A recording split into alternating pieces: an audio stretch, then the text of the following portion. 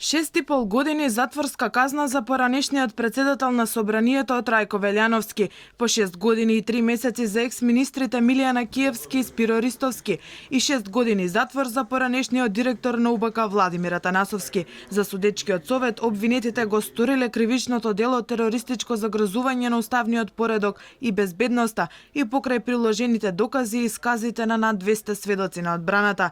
Според судијата Трпков не можело, а да нема план и организација за собраниските настани. Не дозволил да се изврши измена или спојување на точките од дневен ред на седмицата на барање на пратеникот Оливер Спасовски.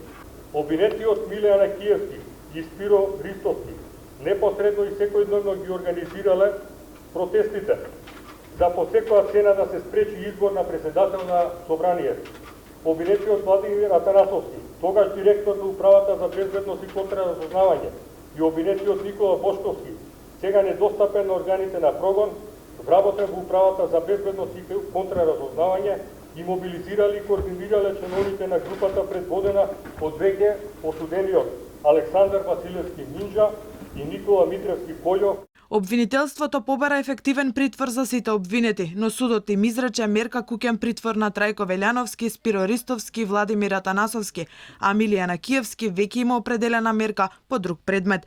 Обвинителството не е задоволно од висината на казната за организаторите. Според нив судот не смеел да си дозволи да изрече казна помала од 10 години. Мислам дека пресудата е таква каква што е, судијата ќе образложи зошто ја донел и зошто улеснителните околности преовладувале во овој конкретен случај кај едно вакво тешко кривично дело.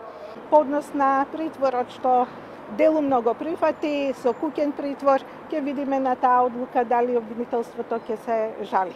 За одбраната, самата пресуда е нејасна за што е донесена, дали за организација на протестите или за собраниските настани. Во образложението не слушнав ниту еден момент, ниту еден факт кој што зборува за действија на било кој од моите тројца штитеници за датумот 27.4.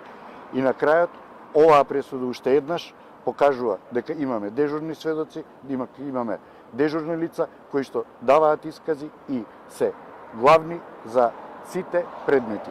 Тоа е Александар Василевски Нинджа, на кого уште еднаш му се поклонува верба покрај сите факти кои што ги изнесе одбраната и го оспори и девалвира тој исказ до крајни граници. Адвокатите на осудените најавија жалби за пресудата. Судскиот процес за организаторите на настаните од 27 април во Собранието започна на 21 февруари 2020 година. Во истрагата беа опфатени и поранешниот премиер Никола Груевски и екс-разузнавачот Никола Бошковски, но постапката за нив е запрена додека не станат достапни на органите на прогонот.